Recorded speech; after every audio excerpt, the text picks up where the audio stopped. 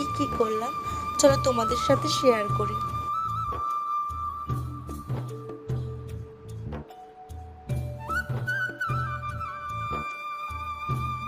তারপরে খেতে বসে গেলাম বোনদেরকে স্কুলে দিয়ে এসে। তো আজকে সকালে তো আমাদের বাড়িতে সেদ্ধ ভাতই হয়ে থাকে, আলু সেদ্ধ আর ডিম ভাজা। তো আজকে বিকালে আমরা সবাই মিলে ঠিক করলাম ঝালমুড়ি পার্টি করব। তো তাড়াতাড়ি করে সব ঝটপট করে রেডি করলাম, আলু সেদ্ধ, শসা, পেঁয়াজ, তারপরে টমেটো, ছোলা সব সেদ্ধ করে তারপরে চানাচুরটা এই যে দিয়ে দিচ্ছে। তারপরে এটাকে ভালো করে মিক্স করে চানাচুর, বাদাম, ঝুরি ভাজা এগুলো সব একসঙ্গে মিক্স করে নেব।